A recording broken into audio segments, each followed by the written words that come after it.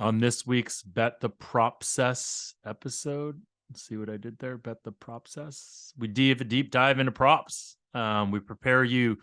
We don't actually tell you what props to bet, but we tell you the process behind figuring out what props to bet, and we give you some macro level ideas that will help you make better bets for the Super Bowl. And then we give you a couple golf bets that are probably not worth listening to the whole show to find. But with that, let's start the process. Welcome to the latest episode of Bet the Process podcast. It's a bye week episode, Rufus. A bye week. It's so sad that there's a bye week. There's no football this weekend. Yeah, but Andy Reid will be prepared. He loves the bye weeks. Is he good off a bye week? I've never heard. Are there any stats to say such? I don't know. I haven't heard anybody talking about it yet this week, though. I actually haven't heard anyone say this because I guess it's probably because they both have buys. And this weekend was such a weird. Did you watch the games? I did. I was actually at Stadium Swim with a group of people, Adam Levitan, Peter Jennings, larger established the run crew. And they had a cabana, and I was fortunate enough to be able to join them and watch both the games there. That first game was ugly. Rough. Do you feel like it would have been? Do you feel like the Niners could have won that game with Purdy? I know it's impossible to say. We'll never know. Yeah, but I think people look at the outcome and they feel like it wouldn't have mattered, but it just is such a weird situation. I talked to my buddy he owns the agency that represents Purdy, and I talked to him that night, and I forgot that he was Purdy's agent because I was like talking about something else, and I was like, "Where you been? Like, why?" He's like, "I was at the game," and then we just got done with Brock, and I was like, "Oh," and I guess Brock could not feel his right arm at that point at all, like, and so it was like, and they put him back in the game. That's the crazy thing. Well, I don't think they felt like there was any damage. I mean, any danger to doing it. Otherwise, they wouldn't have done that, right? Obviously, but I'll tell you what didn't make sense to me is why they put him back in the game if he wasn't even going to throw the ball. Why not? Because I think they needed someone that could run all their run plays. Like if they have one of those emergency quarterbacks in there, they can't run all these complex run plays. Now the complex run plays didn't work, but at least they could run all of their plays essentially when Purdy was in. That was at least my thought process behind why they did that. They ran that same sort of reverse to Deebo Samuel like 4 times and it never worked. Not once. It's crazy. I thought though is like especially, I mean, I thought they would have been better off having no quarterback and then you have an extra blocker. Go Wildcat style. And I mean, but I hadn't thought about what you said in terms of the fact that McCaffrey would have to run these. I would think he knows the plays from the perspective. No, but he doesn't know them as a quarterback, right? He knows them as a running back. I know, but I feel like there's a huge difference, right? Yeah. And, even just, I mean, I don't think it was one of Kyle's best games. I think Kyle really, it's, I talked to someone who works for the team that talked to Kyle, just got done talking to Kyle, and I had to resist the urge to be like, why didn't he challenge? Because like, obviously this isn't a reason they lost or a reason that Purdy got hurt. But obviously if they challenge that play with the Devontae Smith catch. Well, so they didn't even need to challenge it. What they needed to do was just call a timeout. They could have just called a timeout there. It's a first half timeout, which isn't incredibly valuable. They don't have to challenge. During the timeout, they can try to review and see if they want to challenge. So they don't have to waste a challenge. They just have to waste the first half timeout, which is really not much, right? And they would have had the expedited reviews, or they would have had the opportunity to challenge then. Is that what you're saying? Or one of their players just got to pretend he's hurt. Like there's so much leverage on that play, right? Being a fourth down, like you got to. And like Devontae Smith certainly did not act like he had caught the ball. He didn't? Okay, because I was like, wow, he was basically telling them to speed up. Yeah. I mean, he acted like he caught the ball. He acted much more like he caught the ball than Kadarius Toney did when Andy Reid still felt the need to review that. But that made no sense. Andy Reid had two of the the strange reviews. But Anyways, to your point, I don't know if we know if the Niners could have won the game just because we didn't really get to see the regular Niners. And so I don't think their defense put them in a position to, if you judge their defense against the Philadelphia offense, that doesn't look great in terms of the scoreboard. But actually, I remember looking at halftime for halftime betting and seeing at that point, the Niners actually were outgaining the Eagles in yards per play. So the Eagles, I think, had 4.4 yards per play at halftime. And then, you know, it was that the last 2 minutes really swung the game of the first half. well, what's interesting is, so I was watching the game with some 49ers fans, and I obviously had quite a bit of 49ers futures, more than I'd like to discuss on this podcast. And when they scored that touchdown to tie it 7-7, I basically thought they had a really good shot, because I didn't think they were ever going to get to a really negative game state, which is what I was really worried about, right? Because I knew that they were going to get the kick. They were probably going to get a possession at the end of the first half, and they were going to get a possession at the beginning of the second half.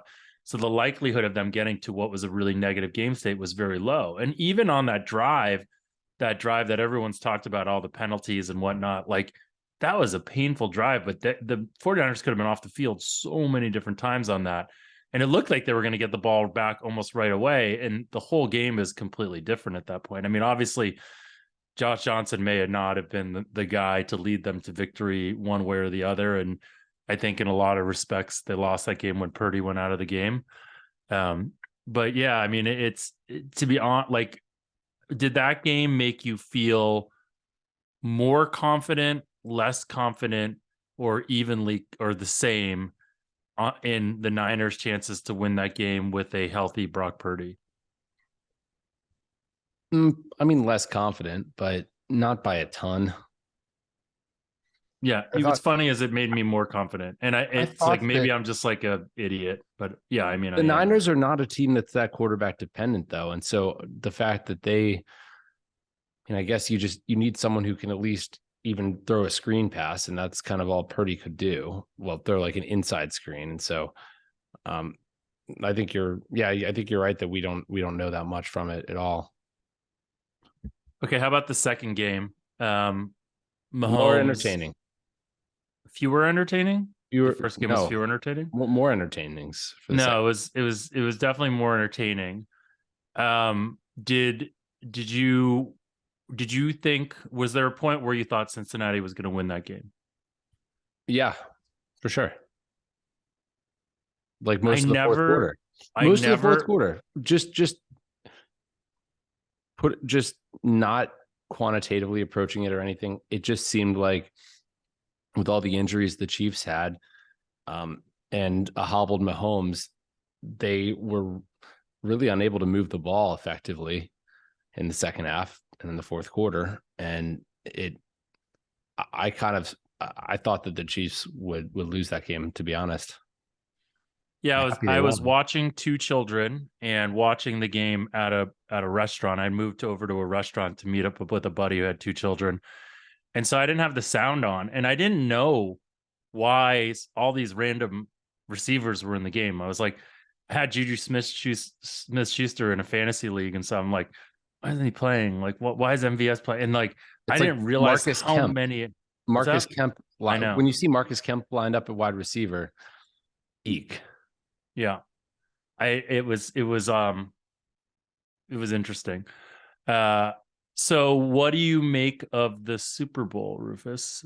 I mean, obviously the line opened 2.5-ish for the Chiefs immediately. Circa opened it at Chiefs minus 2.5. Are they the worldwide opener now? I think they were in this case. I think there were look ahead lines for different matchups that existed beforehand, but I think they were the first book to open right after the game, or at least the first book that took real money, more than like $500. I know I saw Jeff Benson's tweet that sort of showed the line movement from minus 2.5 to minus 2 to 1.5, all the way up to Philadelphia minus 2. And I think it got to minus 2.5. And at one point, it wasn't circa, but a book got to 3. And now, as of an hour ago, it was down to minus 1. I'll say that the line move makes sense to me just because of how Kansas City looked and how Philadelphia looked, and more so Kansas City's health. Losing Ladarius Sneed is big. They lost 3 wide receivers. Mahomes was clearly not 100%, and we don't know if he will be 100% in 2 weeks. Hopefully he'll be better than he is now. And so to me, that line movement makes sense in that regard. I don't, I make the line Kansas City minus a half a point with a fully healthy Chiefs, or at least a quote normally healthy Chiefs team. And so, anywhere it doesn't surprise me that the Eagles are now favored, but that 0 is worth literally nothing in the playoff games because you cannot have a tie game. And so it's not as big a move as you kind of think. First off, his name is L'Jarius Sneed, not Ladarius Sneed. It's with a J. It is. Oh, yeah. nice. So yeah, I have Chiefs futures because that was my hedge for the Niners. As I know that's not a real hedge, but that was my hedge for the Niners. So I won them AFC, and I have them now in the Super Bowl. I think it's interesting because I think that I don't know if we know how good this Eagles team is. I think the impression would be that they are dominant and very good, right? Like almost all time good in some respects, right? Because think about their sacks, right? They're in like a top all time number of sacks, and I have no idea what their score differential ends up being, but I'm sure it's relatively high. But like for the season, what's that? It's yeah. I think their Pythag is like 11.5 wins. So it's not nothing historic. But it's interesting because they really have not played a lot of great offenses.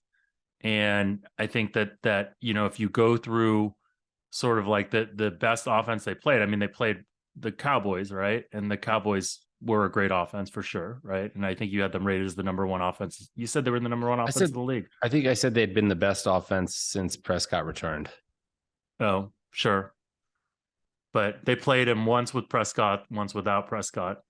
The ones with Prescott, obviously they had Minshew, so it's weird. Anyways, didn't the Eagles score like 30 some odd points against?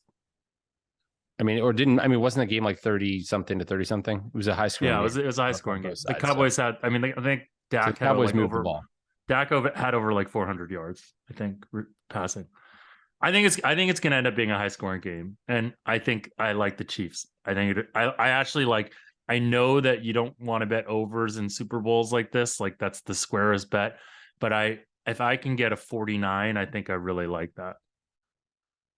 So. Yeah, both of the better offenses won, or I should say the better defenses lost in the conference championship games. And now you have Philadelphia is a good defense, but Kansas City is just a league average defense. And it's getting better though. San Francisco and Cincy were the better defenses for sure. Yep. Tilted moment of the week, Rufus. Did you have one? Not really, honestly. I think we had a really good college basketball week, and I don't think yes, you did. I did. What was my tilted moment, Jeff? Am I forgetting? No. I'm saying that you had a very good college basketball week. I'm agreeing. I'm letting you take a victory lap for that wonderful college basketball week. Thank you. What was your tilted moment? My tilted moment, God. Obviously the Purdy thing was a pretty tilting moment for me. I was pretty excited for that Niners game. I was pretty excited to see the Niners win that game. And I kind of just that whole game watching what transpired was pretty tough. I think probably my tilting moment was in the golf. So I had bet after day 2 Ryder and Rahm and Tagala just as outrights for fun. And so going into day 4, I looked pretty good, right? Holding Ryder and Rahm. Yeah. And I was like, maybe I'll take a look. I took a little Finau because I was like, oh, that'll kind of be like, I feel like Finau could, when he's kind of streaky, he could go low again. But otherwise, like, and I just took a little bit for him on him. And then like I looked up and I'm like, I'm not even in this anymore. Like Ryder's just choking it away. And yeah, so that was probably my real tilted moment. I'm like, like how good did I look going into day 4 versus how the result ended up? I'm going to amend mine and actually say that was probably my tilted moment too. I had some Ryder that I'd bet after round 2 and some Finau that I bet after round, or not Finau, Rom. I got Rom plus 125 going into the last round. But the bigger thing was I had matchups on Rom against Morikawa, on Finau against Morikawa, and on Xander against Matsuyama. And those were all either tied or winning going into the last round, and all lost. And there was one other one too. So basically things broke the wrong way. Our golf portfolio looked really good going into round 4 and ended up not good. But Rory winning on the European Tour and a Monday finish helped mitigate that a little bit. Why on a Monday finish? Why does that matter? Or you're just trying to add color because you're a sports dude? Because it happened after the PGA event. Normally the event in the Middle East is going to finish earlier. Got it. Interesting. Although it was it was nice having the golf end on Saturday instead of Sunday. I kind of liked golf starting on Wednesday. It would have been wonderful if that first game was actually at all a good game. I feel like we were just so robbed of like, and what's interesting is one of the things that I wanted to talk to Stefania about last week. I don't know if I mentioned the pod, but whether the concussion protocol will ultimately change like somewhat like roster construction. And I think, in the case of this game, like I think they will start having 3 quarterbacks because the concussion protocol is so strict now that the chance of you getting 2 quarterbacks knocked out in a game is probably significantly higher than it used to be, right? Like even if Josh Johnson, like that hit that he had and whatnot, in the old days, he for sure would have gone back into the game. Do you agree with that? Yeah, I think so. I mean, not having not been on the sideline and privy to the medical tests or anything like that. Or not also being a doctor and know what to do with the medical tests. So, but my point is, I don't know if he was completely out of it or not. The point is, it doesn't even really matter, right? If he's showing any symptoms these days and he suffered a blow that like looked like it could be a concussion, he's going to have to sit now. And it's like it's going to get more and more strict before it gets less strict. And the reality is like, that ended up being a terrible product. Like you just watched that game and it was like a terrible product. So the second half was, the Niners, like an exhibition game. The Niners were just running right. I mean, they're handing the ball off and they've essentially decided they don't have a chance to win, which, as you said, I mean, I thought Kyle Shanahan didn't call a great game there. You have to try something. What I didn't really like that Kyle did is that he had all those, not all those, but there was a couple, maybe 3 second and shorts that he had with Josh Johnson. They would break off like a 9-yard run. And then instead of like allowing Johnson to take a shot on 2nd and 1, which is when you want a quarterback of John Johnson's caliber to take a shot, right? You want him to take that off of play action where he may get someone wide open and give him some confidence and whatever. He was like running in those situations to get the first down. And this is like the classic Kyle Shanahan, like being he even ran a sneak at one point. And I'm like, what are we even doing here, Kyle? Like to me, it was unbelievable. I mean, I couldn't, it was challenging to watch. So, I'm sorry for your futures. It's okay. It's all right. I have your college basketball. So we have a discussion on Twitter about who we should bring on this week. And we got a variety of answers. Everything from Jesus to Tony Kornheiser and I think we will try to. And Tony Kornheiser, mostly the same person. Similar age. No, we will, I think, try to have Tony on in the off season. So that'll be something we'll do. That'll be for sure. And a lot of the ideas I think were really good for the off season. Some of the people we've had on before. And what we really want to do for this episode, as I thought about it, is provide you guys what Rufus and I want to get back to, I think, is providing you guys content that no one else can provide, right? And since Rufus is the self-proclaimed king of the props, I never ever proclaimed myself the king of the props, Jeff. Jason McIntyre I think you did. I think you were the one who is a self-proclaimed gambling expert. No, so self-proclaimed king of the props, Rufus Peabody. We want to talk about props, and we're going to bring one of Rufus's business partners or former business partners or business partners, current business partner. We're for the Super Bowl. Yeah. So business partner. So on to talk about props and talk about not like give you prop answers, because Rufus's whole thing is he wants to teach you how to be a better. So we're going to go through a lot of the process. We're going to talk a little bit of the macro. If any of you guys haven't listened to the Risk of Ruin podcast, where there's 2 episodes where they basically talk about Rufus and Mark DeRosa and Zach.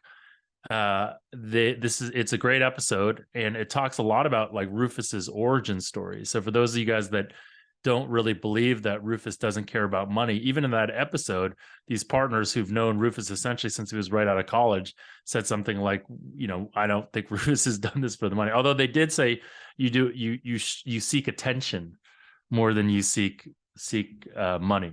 Do you agree with that? I certainly did. Yeah. Yeah. So do you still seek attention? Is that what Unabated's all about? Seeking attention? No, it is not. I mean, I don't know. Like, so you got to throw that out there, right? It's not about the money, right? Unabated. So what is it about? Now it's about finding things that motivate me and new challenges. Yeah. I mean, I think it's interesting, right? Like your content guy had a good line that said something like, I forgot what it was, like the coin flip simulator that you guys are developing for the coin flip. Oh yeah. You guys developing a coin flip simulator? That's funny. I mean, Tommy on the Process podcast mentioned our flag football simulator we'll have ready for the Pro Bowl. So would you bet any? There won't be any betting in the Pro Bowl. Will anyone even watch the Pro Bowl this year? The Pro Bowl is, did you see who got named to the Pro Bowl quarterback? I'm guessing it's somebody that was probably below league average. Oh no, it's like almost replacement level. Tyler Huntley. Oh my God, that's incredible. How? I don't know. I mean, he was named to be on the Pro Bowl. Mac Jones was pretty bad last year, but he had a reasonable year as a rookie, so it kind of was like okay. I mean, I think Mac Jones now, if you look at it in retrospect, it doesn't seem like the greatest thing. But anyway, so the podcast that I'm mentioning is cool because it talks through the origin story, talks a lot about Zach, who we're about to have on, and Rufus, and you kind of like see this sort of evolution of one thing I thought was super interesting about it too was just all the parallels between what we did at MIT with the blackjack team and what those guys were doing at Appalachian State. So yeah, I mean, the origin story is of the betting team, not of me. And the betting team predated me, or it didn't predate me, but it predated my joining the group, which happened in 2009. And these guys started a few years before that. Yeah. All right. So we'll welcome in Zach now, and then we'll talk to you guys all again on the other side. We now welcome in Zack White, who is Rufus's life partner in crime. He's one of the triumvirate that was talked about. Well, so you guys always call him Little Zach, right? So I never actually knew his last name. There's a Big Zach. Big Zach is Mad Dog. Oh, I've never even heard people. Well, because that doesn't make sense. You don't call him Big Zach. You call him Mad Dog. So why do you need the moniker for Little? Yeah. Well, so why don't you guys tell these people who didn't actually just spend the last 2 hours listening to a podcast about you guys, how you know each other and sort of your origin story. Zach, you can get started because you're the guest, and you can have any sort of real chronology to this that makes Rufus look like a dum-dum. Yeah, that'd be tough to do, but yeah, I met Rufus probably not even a year after I moved to Las Vegas in 2008, 2007, 2008 range. I was part of a group with some other guys from Appalachian State, and Rufus met one of my partners, Mark. You've probably heard that story on other podcasts before about how Mark thought he was going to get mugged coming out of the Palms or wherever it was when Rufus was following him. And Rufus was a general creeper deluxe, as yeah, he super he creeper. can I be. just, you know, I just follow people out of casinos. just trying to snipe people's information off their sheets and stuff, like that. So he ended up becoming a partner with the team around that year, 2008, 2009. That's how I met him. Yep. And we worked together for quite a few years, probably 10 years or so, 7, 8 years, something like that. We still work together on a few things. We worked together last year on the Super Bowl and share information from time to time. And I'll take any opportunity I can to work with him because, he's pretty much a genius. I'd say savant because it Yeah. has more of like a potential mystical feeling to it. So how did you get into sort of sports betting yourself, and sort of what's your focus right now? It sounds like you had originally done a bunch of like NASCAR stuff and that kind of thing. Right. Like, what are you doing right now? Right. I'm still, I'm probably NASCAR is the thing I'm most known for, because I've been doing it for so long, and I was one of the only few people in the market for a very long time that was really betting into it. It was quite the challenge for a number of years to even get any decent volume down on it. But I did really well. Me and my partner did really well over the years. Rufus was a part of it too. He saw how great successful it was, and it's still It was very, very good. it's still a big part of what I do gambling wise. I did it all when Rufus was involved in the team. We had 4 to 8 people involved. We did a little bit of everything, so it was like every single 7 days a week, all year round, betting sports. And but a number of years later, your priorities kind of change. I'm married now, and I've got 2 kids, and I don't live in Nevada anymore, so I've definitely scaled back on the amount of hours I put into sports betting. It's still an important part of what I do to earn a living, but I kind of scale it back to football season and NASCAR races, and a lot with futures for different sports as well at this point. The futures, are you doing like, how are you looking for edge in futures typically? I think futures are probably one of the most inefficient markets out there still. And I think it has a lot to do with because people don't want to tie up money for a very long time. So there's some people that are, there's some other pros in the space that are very adamant against betting futures at all because of how long you tie up your money, unless you're just dealing with a bunch of credit outs. But that's not often where you find the best numbers, right? You find the best numbers in Vegas, or down at that independent shop in Biloxi, or that one that's unique in Atlantic City or Delaware, or wherever. And yeah, you might have to tie up your money for 4 months, but what if it's a 25% edge and I don't have to think about it for 4 months, right? Like, so that's freedom for me. I've got a really nice edge. It's just sitting on the back burner. I can choose to do other things in between. I'm not at the point where my bankroll is super tight where I'm going to say, man, I really wish I had that 10 dimes back that I bet on that future. So that's why I like it. There's just edges that I see, in June or July for the football season. Yeah, you're tying up your money for 6 months, but like you don't see 20%, 25% edges, any other time of the year a lot of times. So that you can bet that type of volume on. So are you taking advantage? I've seen like things on Twitter where you're in these obscure locations, and we were kind of joking a little bit before that what you guys did at Appalachian State was very similar to what we did at MIT around the blackjack stuff. And people do call Appalachian State the MIT of what, the Midwest or the Southwest or Southeast or whatever, North Carolina. First of all, Jeff, it's Appalachian State. Appalachian State. Sorry. Yeah. Appalachian State. And wait, It's like that's the first I've ever heard that before. So I don't know. I've never heard Appalachian. Hey guys, it's not my first language, and I'm just very excited to have someone on from what people call MIT. There's shirts that say MIT because not everyone could get into Appalachian State. So, oh yeah, that's true. That's a good point. Yeah. So what you guys did there, and like what when you guys went to all these strange casinos in strange locations chasing down good blackjack games.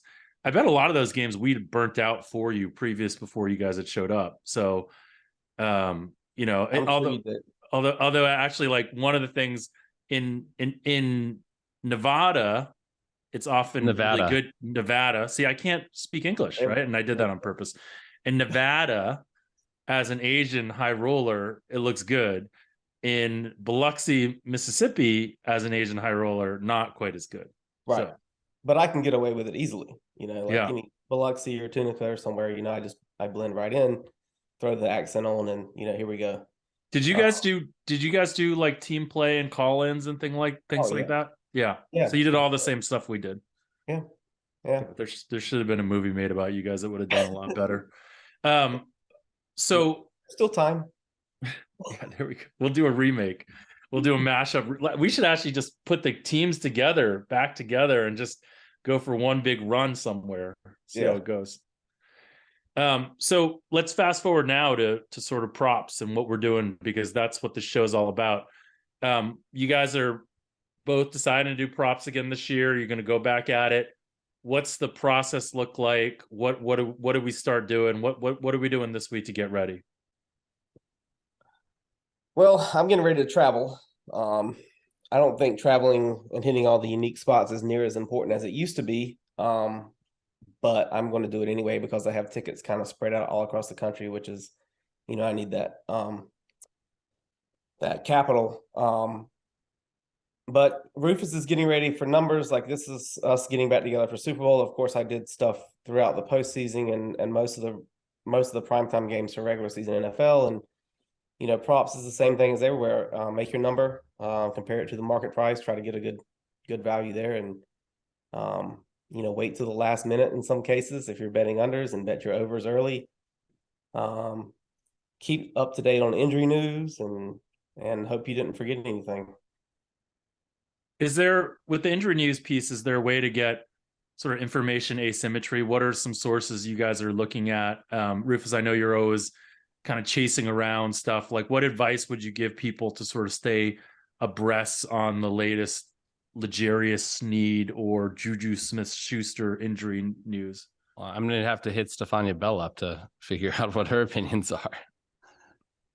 So, but beyond that, if you Beyond don't that, I have mean, her on speed dial, you're looking at the practice reports and things like that, but honestly, you're just trying to make kind of an educated guess and think about different scenarios and how it would play out if Juju's out, if Tony's out, but Hardman's in and Juju's in, or something, like, because it's going to, and who it's going to affect.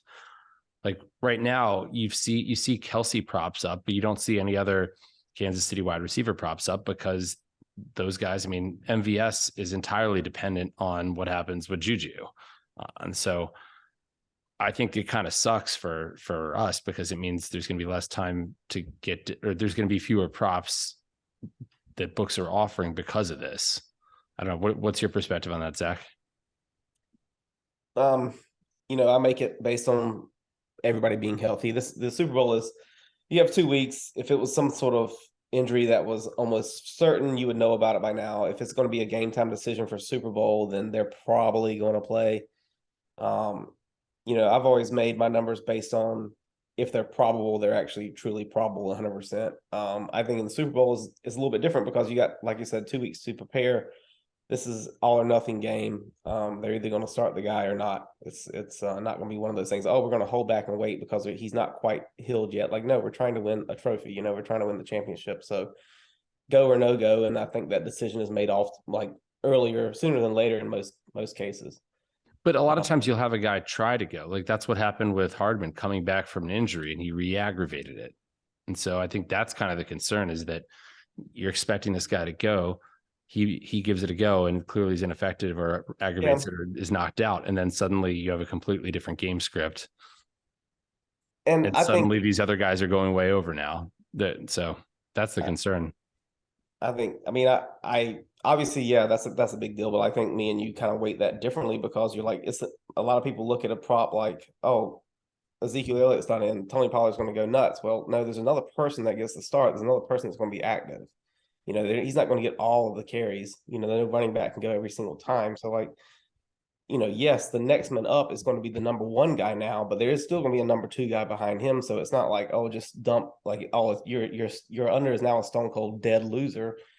You just had to figure out where, like, how much yardage is going to shift up to the next man up, and go from there. I don't think it's as severe of a change, especially when you're not talking about like wide receiver 1 to wide receiver 2. You're talking about like these guys are 3 and 4 and down the line, with Valdez, Scantling, and Juju, and those guys. It's like, it's not quite as severe if one's out or one's in, or one starts and then halfway through he drops out. Like, yeah, it's going to change your number, but it's not going to be like, oh, I had him at 34 and now he's at 65. No, it's going to be like, I had him at 34 and now he's at 43 or something. It's not huge changes.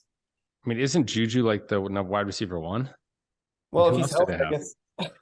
They don't have any. You look at their wide receiver core, and it's like Juju, MVS, Hardman, Tony. I mean, there's actually like 7 guys, literally, right? When you throw almost all your Justin passes Watson, ends, it's Sky like, Moore. did Justin Watson play last week? No, he had a illness. He was out. He was inactive. I mean, he was inactive because they don't really need. Normally, you wouldn't think you need 6 wide receivers. I mean, you only need a couple of tight ends if you're that team. How many quarterbacks do you need typically? So can we talk a little bit about, you said you make your numbers, right? Which I think is to you, that's basic, but I don't think to the average listener, that's basic.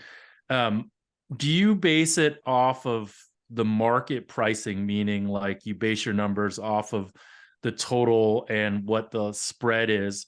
Or do you think there's a world, because ultimately what you want to do, right, is find a way that you disagree with the market. So like if you think that the game is going to be an over game, or you think do you start basing your numbers based on that, and that will naturally bring you to certain, plays that you'll get, like, oh, if you think the Chiefs are probably going to win, maybe you think that their rushing yards will be higher or something like that. Like, do you guys do that? Or even like I've heard people that, come up with their sort of game script for what they think is going to happen and then base their props based on that. You think that's a reasonable approach, or do you think that's a bad approach? Are you asking me? Or you want Rufus? You guys both can talk about it. I mean, I like a little bit of everything. Like, yeah, the spread and the total compared to, the spread and the total for all the other games they were in this year and how they performed in those games, and then compared to strength of schedule, their defensive matchups. And then you can break it down by position to how good they were against tight ends, how good they were. If you're looking at touchdown throws, what happened in the red zone. You're taking, without giving away all the secrets, you're taking a lot of different components and putting it together in one projection. Yes, the spread and the total has some sort of dictation there, but it's not all. It's not everything. It's one component of coming up with a number. I think the spread and the total are more used for some of the formulaic game props. Yeah. Where I'm not going to say, oh, the market's like 4 points off on this or something like that. But I agree with what Zach said. It's we're if a team's a 1 point favorite, there's a bunch of different game scripts that are possible there. And so in essence, we're projecting based off of that uncertainty in game scripts, not just saying this is the game script that's going to happen. And so that's kind of how we do it. And I kind of take a top down approach in terms of projecting like the number of touchdowns for each team, which is going to be very related to the game total and the spread. And then it's about like allocating them. And so like what percentage of receiving touchdowns does Travis Kelce have? But even more detail, what's his expected percentage of touchdowns based on where he's been targeted and those types of things because touchdowns are rare enough that you're not just going to use the guy's actual percentage. There's going to be a lot of randomness there. And so with all these things, we're trying to break it down to sort of its most fundamental and weed out the noise and use the signal. What do you guys think your top 3 ways to beat props are? Like if you were just sort of like throwing these out there as like buzzy topics of ways, like I put down like information asymmetry, better projections, taking a point of view, betting boring stuff, like what would you guys say your top 3 are? Maybe Zach, Betting you go boring first. stuff is definitely Betting the one. boring I mean, stuff. Yes. if you want to just bet all your money at really good value, you could take no scoreless quarter and no safety and no defensive special team touchdown, like all these numbers that are like minus 280 that should be minus 500 that none of the public ever wants to bet, but that's the reason the price is like that. I mean, that's boring as hell. You're sitting there the whole game hoping that that one thing doesn't happen. I think the other thing is, kind of the reason why I travel and the reason why we try to group together with Super Bowl is like just picking off the great prices. Like there'll be some shops that just screw up, or some shops that just have a ton of lopsided action one way, and they're giving you a number that's just way off. And even if you didn't really like the side, you gotta take it. It's it's a scalp with Pinnacle, or just a scalp with Westgate, and I gotta take that before somebody else does, and you end up with a bunch of great prices on props that you didn't even really have to come up with a projection on. So shopping around, number one, betting the boring stuff, I love that, but like you're also tying up a lot of money on some of that boring stuff because it's usually big favorites. That's the stuff we bet the day of the Very game last. if we have Right. any liquidity left, kind of. Yeah. It's like you can bet the no safety at minus 800 or whatever, and it's a great bet, but it's because you're laying such a price. It's not actually that great in terms of actual edge, but you're pretty damn confident. It's it's a solid bet. But So when you talked earlier about this, your sort of pattern of if you bet overs, bet them early, if you're betting unders, and you guys are talking there about sort of individual game bets, right? I mean, individual prop bets, right? Right. Yeah. So maybe explain that one a little bit more to the mean, average listener. That's just, and it's less severe now than it was years ago. But the same pattern still exists. Numbers typically get bet up. The public likes things to happen and likes excitement and likes people to throw a lot and catch a lot and have a lot of yards and a lot of offense. So generally the sportsbooks see money come in on the over side of things. So if you like a player, if you have Kelsey at 70 yards and he's lined at 76, don't hit the 76 right away because he's probably going to be 80 by game time. I mean, that's just, something that happens year after year.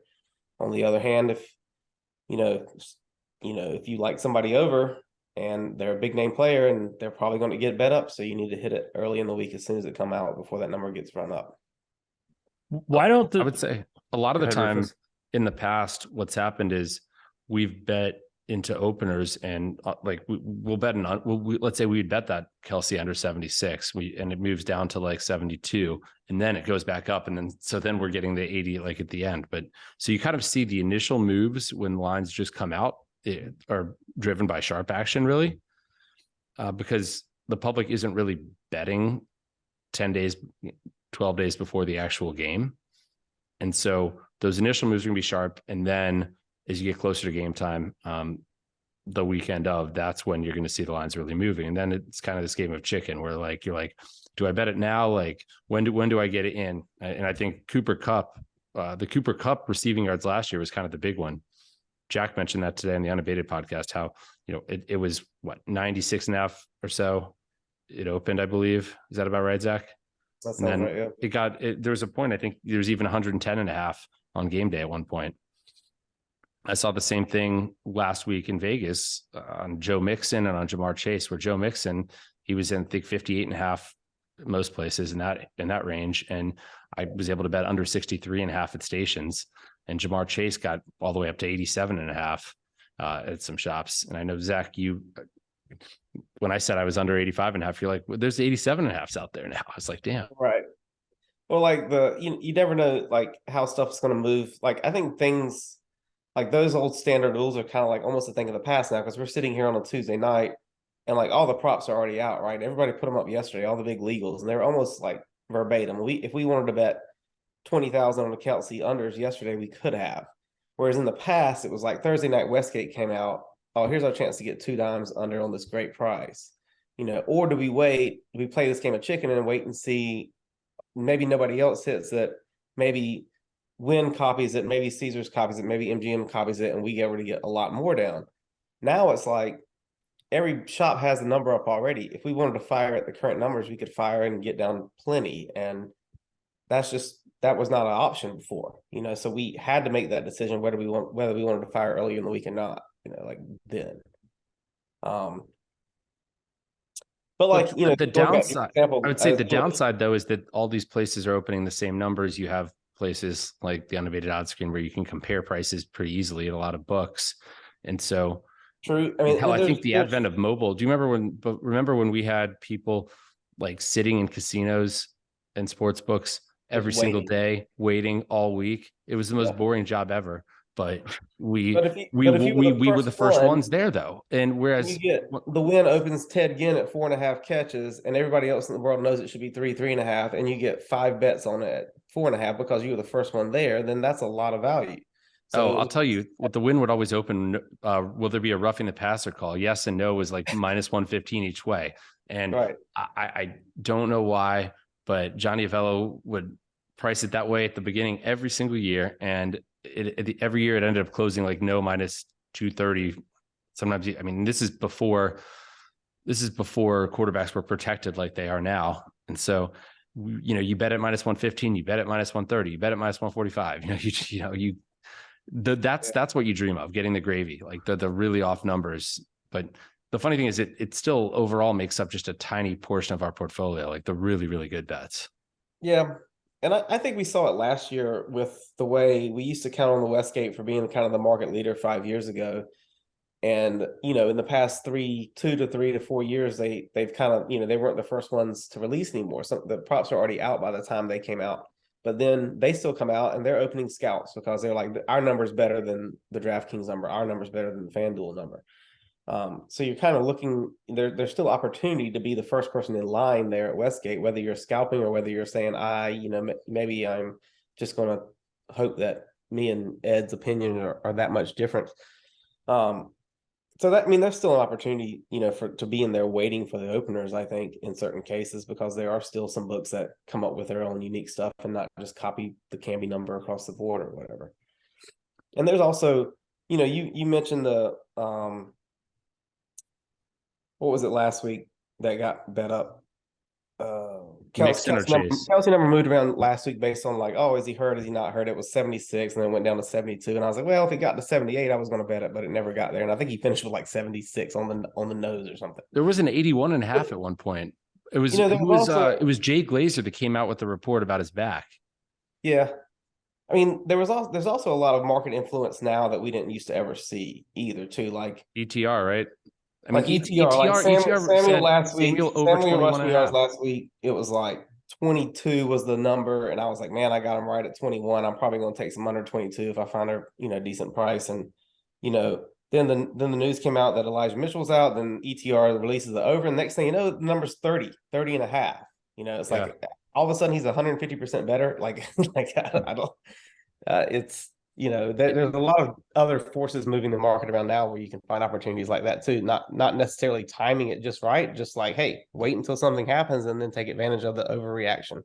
Yeah, and like I'll say, ETR releasing props is kind of like Right Angle Sports with college basketball totals or something like that, where it'll move. And if you got the bet that they released, that's probably good, but there's a lot of value just coming on the other side after. Like I also thought there was value on Deebo Samuel under to begin with. So I was done running around. Tickets of under 22.5 minus 105 that I thought were great, but I also have under 30.5. I was like, okay, why not?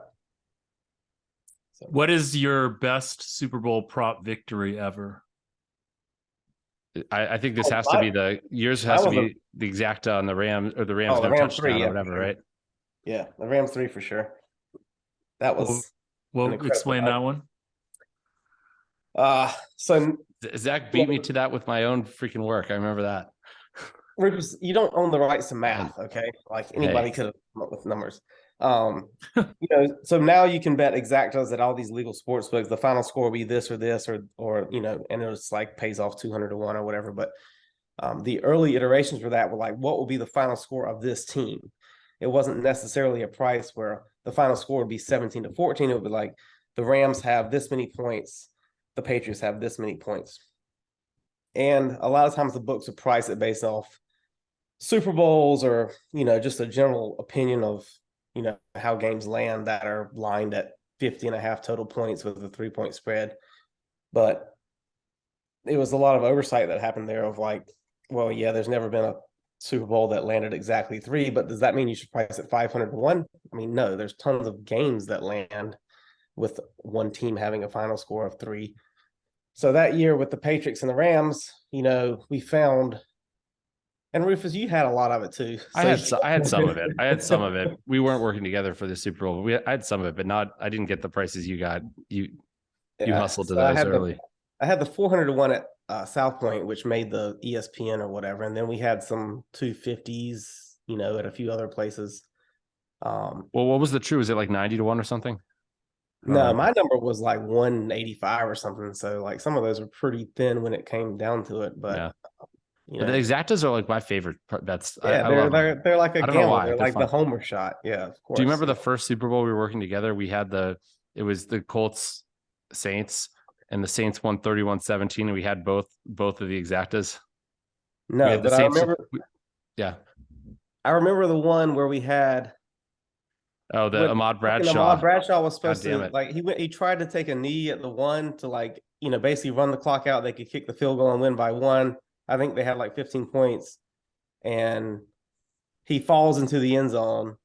And of course they go for 2, because even if they would have kicked the extra point there, we had the other end of it. Yeah, too, we had right? we had all the weird numbers basically. Yeah, we had all the weird numbers, but somehow this idiot can't. Well, he's not an idiot. He's trying to do what he was supposed to do. There is like go down at the 1, run it down, take a timeout with 1 second left, kick the field goal, win the game. But he falls into the end zone with 1 minute left, and we lose all of our perfectly placed exacta numbers. And we lost Ahmad Bradshaw not to score a touchdown. Right. Yeah, and some alternate total under. Yeah, that was like easily that was a big ass. And then I don't know if you remember this, but the next year we go to Sloan to MIT, and they've got a picture of him on like a billboard as one of the analytics thing about this, this particular event that happened. That was, the analytical move or whatever. And they got a picture of him, Bradshaw, like trying to go down on his butt at the 1 yard line. And I was like, oh, great, rub it in the face, That's hilarious. How about this year? You guys ain't got any sort of general things to watch this year? Things that any things to give the listeners to think about? I mean, obviously projecting the KC skill position guys. I think your advice, Zach, is super interesting to say like, hey, almost like project these guys like they're all going to play because it's a Super Bowl. Are there any other things that you guys are looking at specific to this game?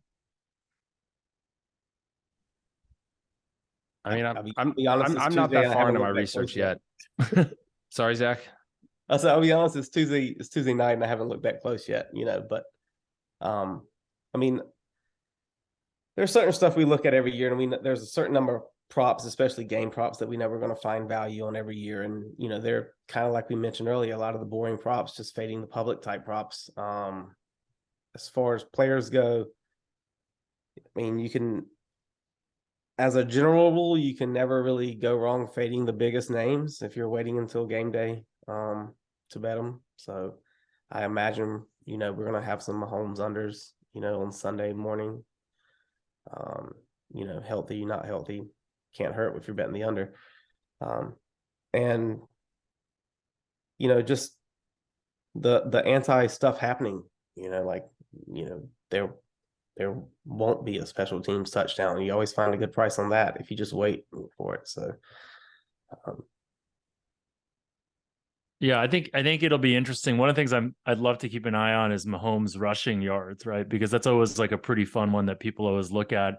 And I think traditionally, like quarterback rushing unders are pretty good plays, right? But like, here's a situation where, to your point, like this is going to be a YOLO game for him. So like, I mean, but then you have the situation where if they win, what if they win, and he takes a knee at the end, right? So it's like, yeah, I mean, you always gotta. Do you remember the negative 7-yard kneel down? Yeah, that's what I'm talking about. Yeah. Mahomes' rushing number last week was really low. It was too. 10.5 because he's playing on one leg. Him being, hurt or whatever. And, I'm not going to bet it over in that situation because of the possibility that he is truly a little less mobile than normal. But he was very, very much less mobile. Yeah. I don't know what game you were watching. Fewer mobile. Fewer mobile. I'm going to bet Mahomes over whatever it is. It's my YOLO bet of the century. So Wait, I will say the do it quarterbacks are early. more Do it now. likely- You better they go ahead are and get more- down. They are more likely to run in those sort of the YOLO games like the Super Bowl because there is no tomorrow. And, Mahomes play in a game against, I don't know, the Broncos isn't going to risk injury. He's going to, because it's in a regular season game. And so, I mean, I think I have found that some quarterbacks are going to be more likely to run a little bit in postseason games, but still, to your question, yeah. I mean, Hurts went under last week. Burrow went over. He barely went I under, had both honestly. right In covered. Hurts, and I think if he barely went under, and it was a game script where he didn't need to be running the ball as much later on. I didn't think. I was Right. kind of surprised they ran him as much as they did in that situation, especially with the shoulder injury. He's susceptible to getting hit. But I think the other thing that's important to think about with the total bets is the fact that the mean and median are different. And I think that's something that used to be way more mispriced than it was. But if I make, let's say, Valdez Scantling, I haven't projected him, but let's say I make him like 28 receiving yards or something like that. If a book is offering 27.5 receiving yards, that under is going to be a fantastic bet. Yeah. Just because he's not going to have a game where he gets negative 15 receiving yards, but he could have a game where he has 45 receiving yards, 50 receiving yards. And so and that gets more pronounced the lower you go. Like a guy could be projected for one catch for 10 yards. And it's like a running back. It's like, he's going to probably need 2 catches to go over. Yeah. To go over that 10. So don't you feel like that basic strategy kind of went away though in the past 3-ish years or so? Because I mean, if you took 2 teams that were middle of the road defensively, middle of the road offensively, and you put them in prime time and a book put up props on them, and a guy's average is like 55 yards, they're going to hang him at 47.5, 48.5 now when they were used to hang him at 55. Yeah, I do agree with that. But this is the Super Bowl also, and it's probably and as a result, you're going to have the public betting the overs. And so, yeah, I'll say I'm going to plug the unabated prop the prop odd screen thing, the ability to put in a projection and get a simulated number to basically say what your median is and what that's really useful. Because before I had to run a bunch of code, and create elaborate Google Sheets with lookups for the guy's distribution and all that stuff. And this has made things easier for sure. All right. Now that we had a commercial for a company that doesn't pay us shit for this podcast, good on you, Rufus. Well, we need Zach to plug his brewery now. Well, I'm for sure he's going to do that. But now he's got to answer the 7 questions that we ask all the guests. Have you heard these yet, Zach? Rufus gave me a rundown. I've heard some of them. All right. I think I heard Pizzola or somebody, one of your other 7 listeners, do them one time. So, first question: who is funnier, Rufus or Jeff? See, Jeff, we haven't hung out in so long, but I haven't spent much time with you. I feel like these are hard questions to answer, but Rufus is definitely not a funny person at all, so it's got to be you. Yeah, I win that by attrition, basically. Smarter, Rufus or Jeff? Got to go with Rufus. There we go. Least relatable food that you like? So least relatable means like other people probably wouldn't be like, man, that's an amazing food. Is that what we're saying here? It kind of makes it's something that you say you like that people go, God, I don't think I'd ever want to hang out with that guy because he likes that food. Got to be catfish. Holy shit, catfish is delicious, but people hate it. A lot of people. Catfish is delicious. I mean, does catfish always fried? Pretty much. No, heck no. You can blacken it, or broil it, or grill it, or whatever. It's always good. Like it's Southern staple, man. Can you name all the ways? The opposite to of relatable. I want to hang out with you and eat catfish right now. That's not fried. Yeah, let's do it. Favorite gambling moment of your life? Yeah, it's got to be that the Rams 3 at the end of that game. They were getting ready to kick the field goal. We were watching the Super Bowl at our house, at my house down in Vegas, and my house at the time, I had DirecTV on all the main TVs except for the one in the living room, which didn't have a DirecTV box. It was on an antenna, so it was like 5 or 6 seconds ahead of the outside where everybody was watching the game. And who was it? It was Zerline that was lining up to kick the field goal, like with like a minute left to make it a 1-possession game, which would have got us off the Rams 3. Which I still had some 6 somewhere, but it wasn't even near as big of a score. And like he's lining up to kick it, and all of us are holding our breath outside, including Rufus.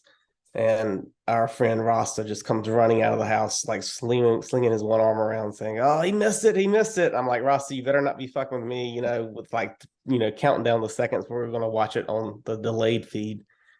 And sure enough, he missed it, and we all celebrated pretty hard. Yeah. At that point, that was an amazing gambling moment. Favorite bet you are making in the next year?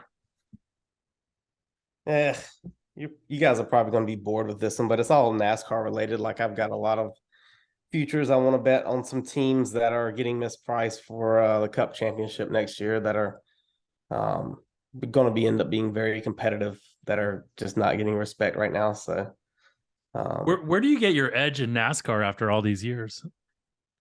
Well, I love the sport. I get all the great data. I am from North Carolina. I have a lot of connections that are involved in the sport. So I try to stay up to date on what's happening as best as I can and get little tidbits that aren't necessarily publicly available. In my analysis and using that and saying, hey, look, there's a little bit of value here. Worst loss you've ever had? And don't say Rufus from your betting partnership. Oh, that Ahmad Bradshaw falling into the end zone wasn't good. Dude, how big a swing was that for us?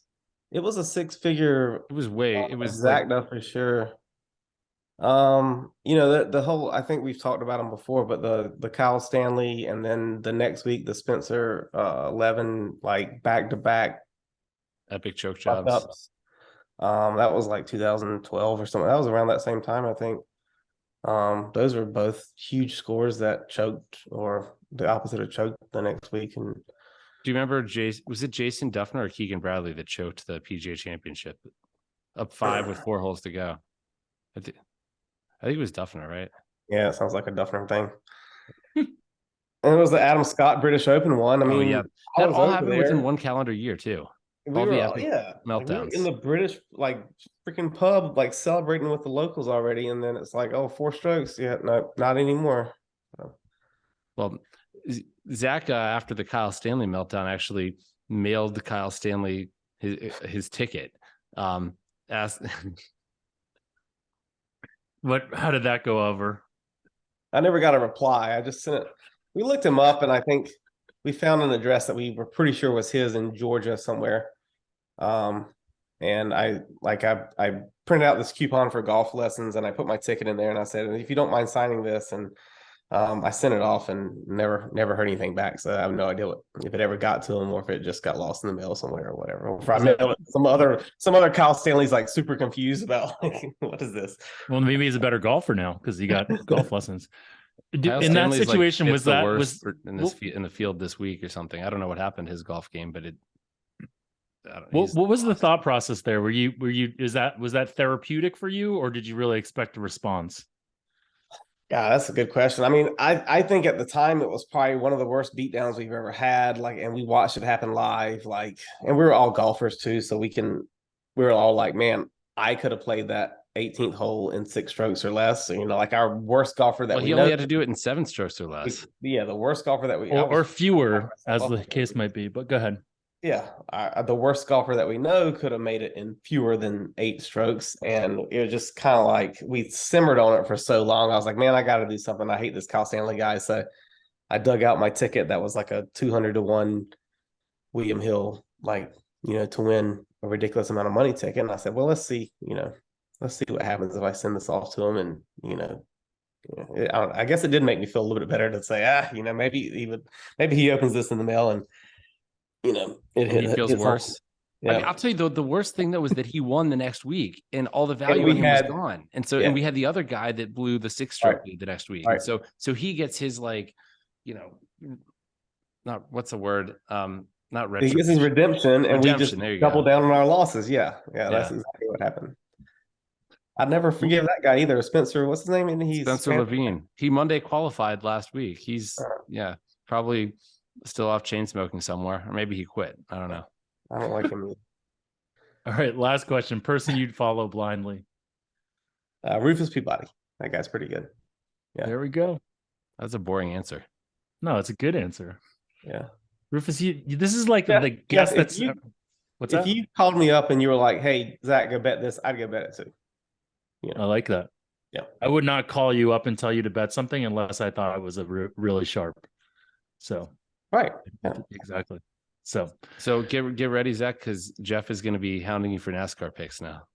no, I don't think I could do it. The last thing I really want to be doing is sweating NASCAR because I sweat stuff. So it would be, it'd be tough. I would only do that if I had some value to offer to you.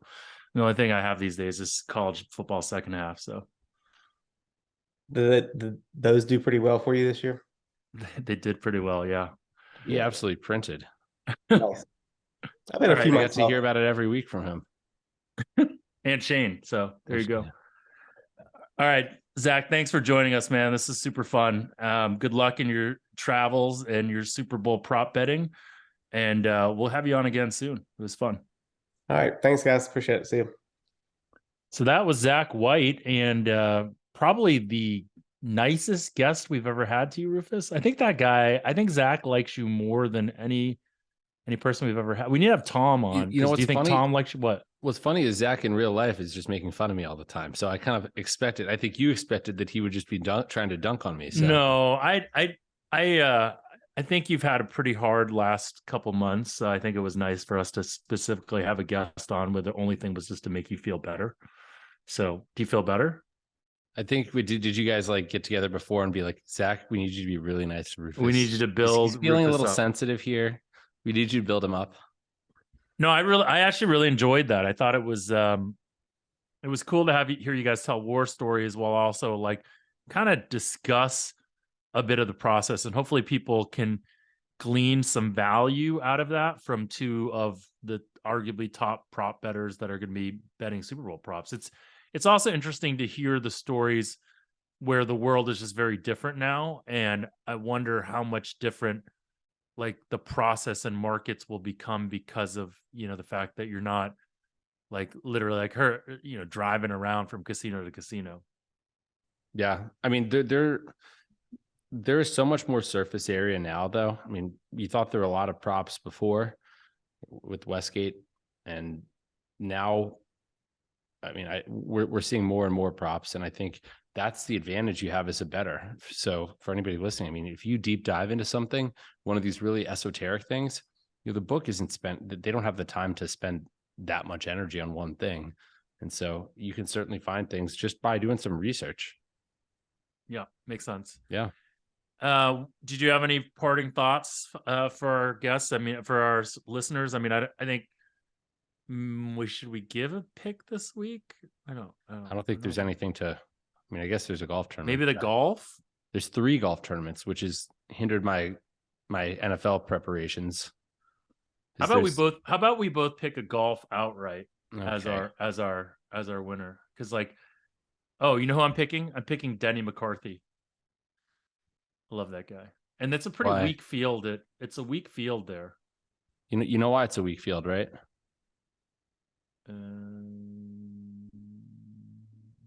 Because I don't know, something's happening next week. The Saudi International or Invitational, whatever it's called. It's an Asian tour event, but it's got all the live golfers as well as a few non-lives, and then guys that decided to recently become live. Sebastian Munoz, who I guess went over to play there, and then they recruited him, and it was announced today that he's joining live.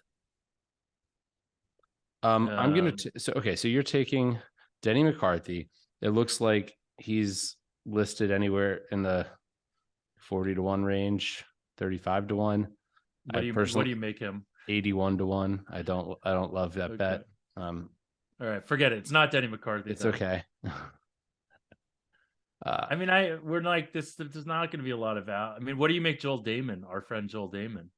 Probably not that high. I mean, he hasn't played in a long time, but yeah, I don't show any value on him either. Denny I show a lot McCarthy, of I can get not Denny. I value. can get Denny at 50-1. So I'm going to take him at 50 Okay. to 1. You gotta stand. You gotta. I'll Stick stand to your by it. guns. Denny McCarthy at 50-1. I'm going Ooh. to. I'm going to take a guy named Kevin, aka Chun On Yu, at 130-1. Let's see. Yeah, you can get 180-1 at FanDuel, 125-1 MGM, 125-1. Yeah, Bet Online 150-1. I make him 100. That's a Pebble. That's at Pebble. Yeah, All right. I was going with the a guy of Chinese descent to because how often it was between him and the two letter last name Brandon Wu and Byung-Han An, but I don't like either of the other guys. So Brandon Wu was a swimmer at Stanford, so he's probably played Pebble a bunch. he was a swimmer. He was. He wasn't even a golfer. That's so weird. Stanford. Yeah.